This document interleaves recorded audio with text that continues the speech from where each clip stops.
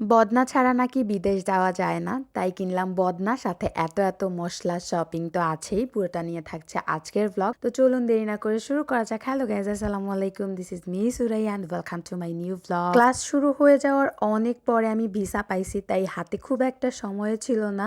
ইউনিভার্সিটিতে খুব তাড়াতাড়ি জয়েন করতে হবে, তাই খুবই হুড়োহুড়ির মধ্যে শপিং করতে হয়েছে। ভিসা হওয়ার আগ পর্যন্ত ছিল টেনশন ভিসা হবে কি হবে না, আর এখন টেনশন যে আমি সবকিছু ছেড়ে কিভাবে যাব।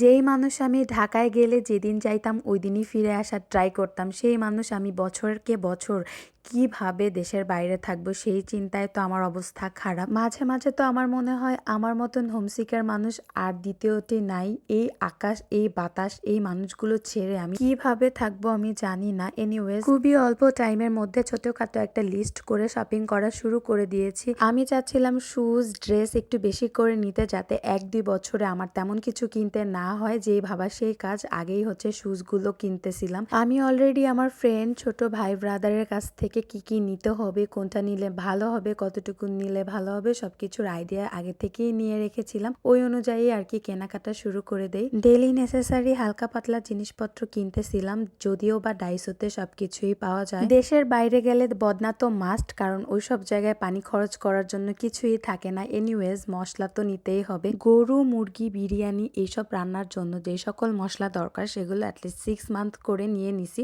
যাতে ওখানে গিয়ে চড়া দামে কিনতে না হয়।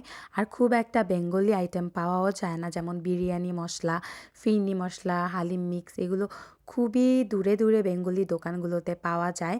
দ্যাট ইজ ওয়াই আমি হচ্ছে বেশি করেই নিয়ে নিছি, যাতে অ্যাটলিস্ট 6 মাস নিশ্চিন্তে থাকা যায়। ওখানের রাইসগুলো একটু স্টিকি হয়, তাই আমি 3 কেজি ভাতের চাল, 2 কেজি পোলাওয়ের চাল সবকিছুই অল্প অল্প করে নিয়ে নিয়েছি, যাতে খাপ খাইয়ে নিতে একটু টাইম লাগলেও আমি আমার মতন করে একটু চলতে পারি। শীতের কাপড় চোপড়, টি শার্ট, গেঞ্জি এগুলোর পাশাপাশি না আমি 2টা শাড়িও নিয়ে নিছি। মেয়ে মানুষ বলে কথা, শাড়ি না নিলে হয়, তাই শাড়ির সাথে ম্যাচ করে কয়েকটা চুড়ি নিচ্ছিলাম। প্রত্যেকটা মুহূর্তে মনে হচ্ছিল এই বুঝি আমার লাস্ট ঘোরাঘুরি বাংলাদেশে, এই বুঝি লাস্ট কেনাকাটা, এগুলোই বারবার রিয়েলাইজ হচ্ছিল।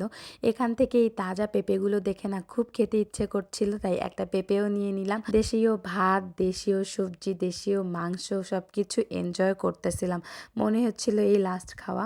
2 বোন মিলে রেস্টুরেন্টে বসে পড়ি, গরুর মাংস দিয়ে পেট পুরে ভাত খাই। যদিও বা এখন চাইলেই যে কোনো রেস্টুরেন্টে হুট করে ঢুকে খেতে বসতে পারবো না, কারণ এখানে হালাল খাবার পাওয়া যায় না বললেই চলে। বাসায় যতই মজা করে রান্না করা হোক না কেন, হোটেলের গরুর মাংস না অন্যরকম একটা স্বাদ কাজ করে, যেগুলো চাইলেই আমি আর খেতে পারবো না ভেবেই খারাপ লাগছে।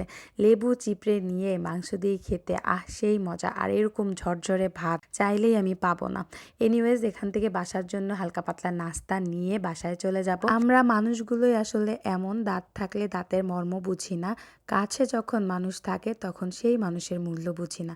এনিওয়েজ, আজকের ভিডিও এই পর্যন্ত। আশা করি আপনাদের ভালো লাগবে। ইনশাল্লাহ দেখা হবে নেক্সট ভিডিওতে। সবাই ভালো থাকবেন, সুস্থ থাকবেন। আল্লাহ হাফেজ।